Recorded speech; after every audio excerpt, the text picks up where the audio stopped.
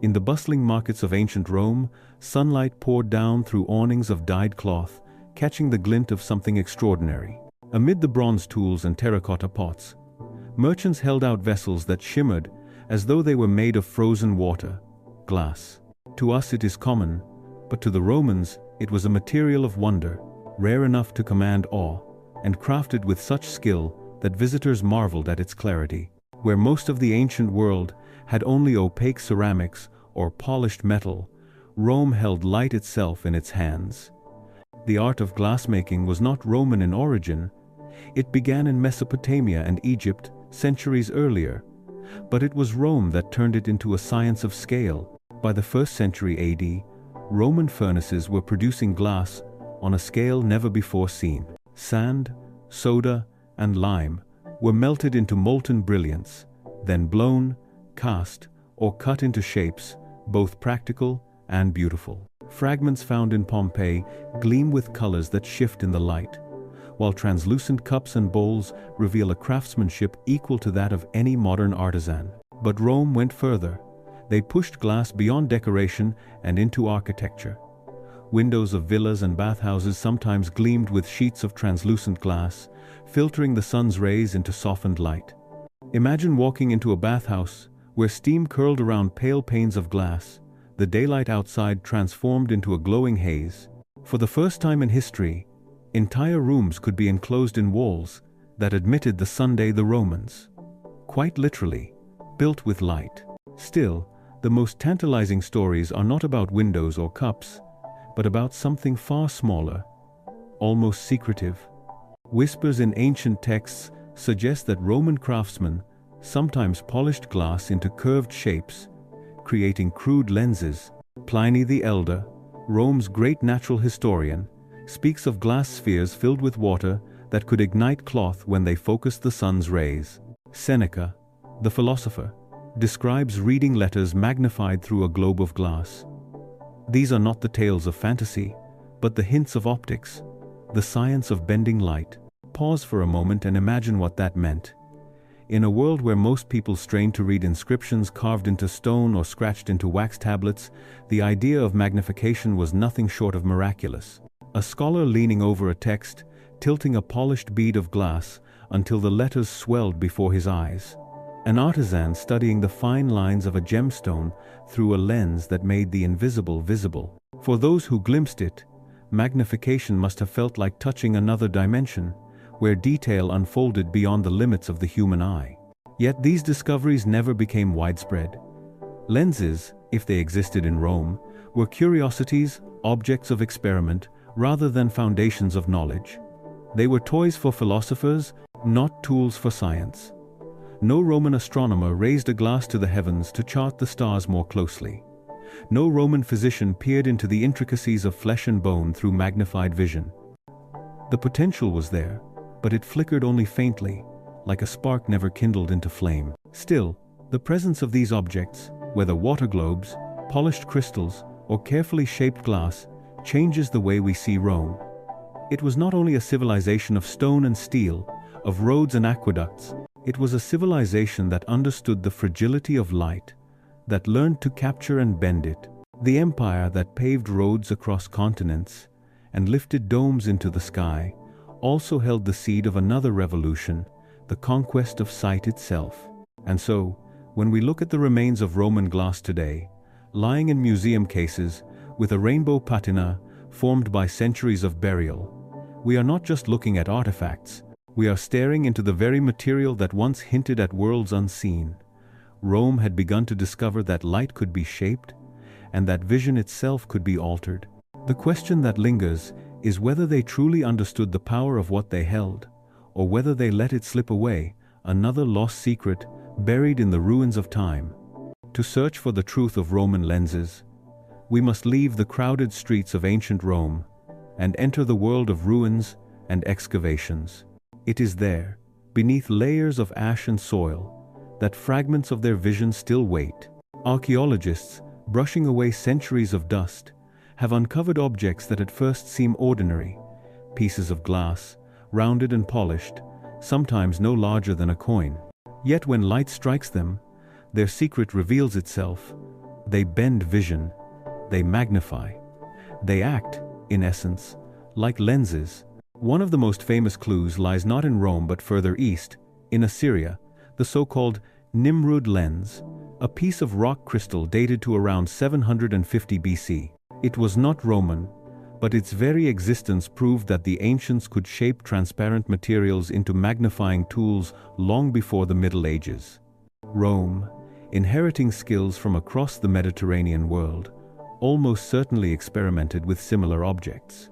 In the ruins of Herculaneum and Pompeii, scholars have found curved glass fragments so finely worked that it is difficult to explain them as simple ornaments. Some are thickened at the center, thinning at the edges, an unmistakable sign of intentional shaping.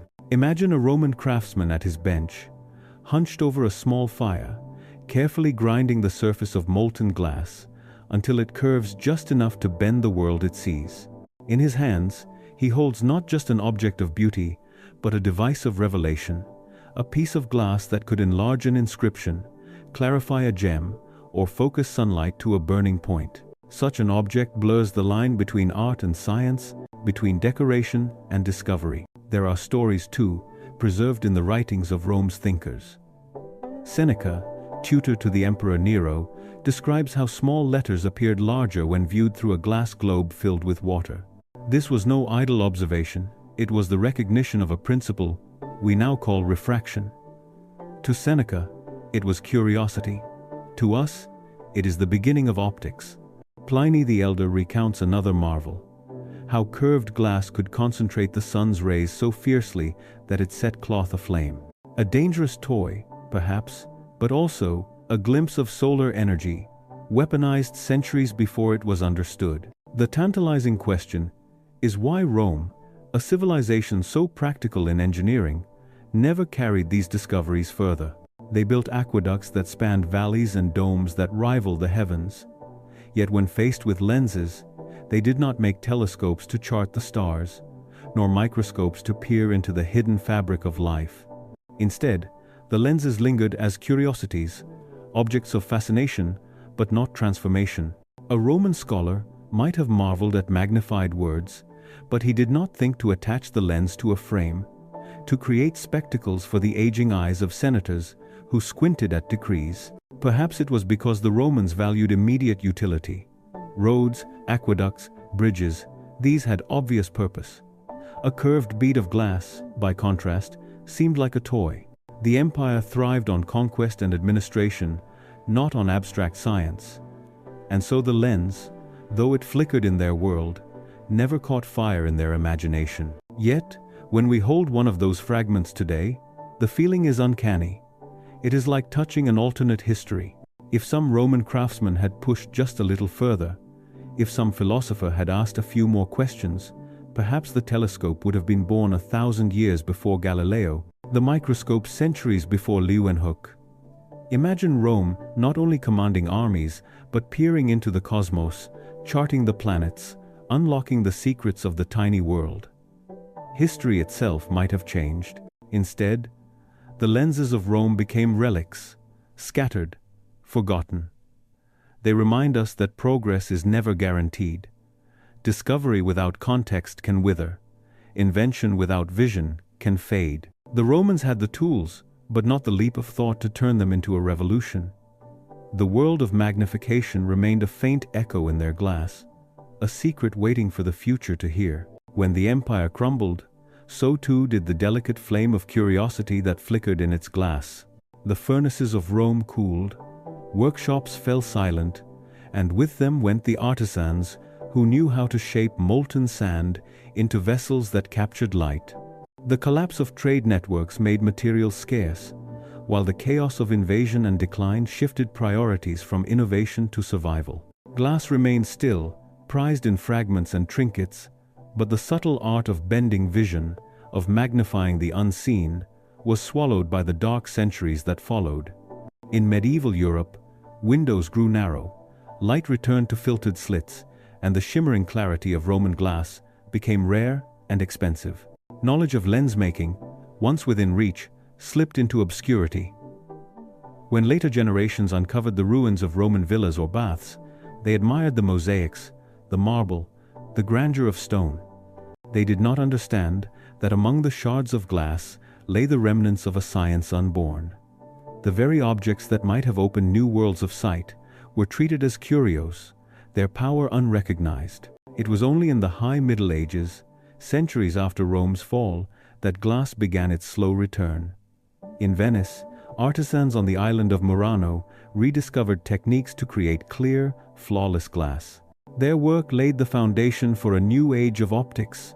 By the 13th century, craftsmen were shaping lenses for reading stones, early magnifiers that allowed aging scholars to study texts with renewed clarity. Step by step, what Rome had glimpsed as a curiosity was transformed into an instrument. And then came the leap that Rome never took. In the Renaissance, glass and curiosity fused into invention. The telescope revealed the moons of Jupiter and the rings of Saturn, opening the heavens to human eyes. The microscope unveiled a hidden universe of cells and organisms, showing life at scales the ancients could never imagine.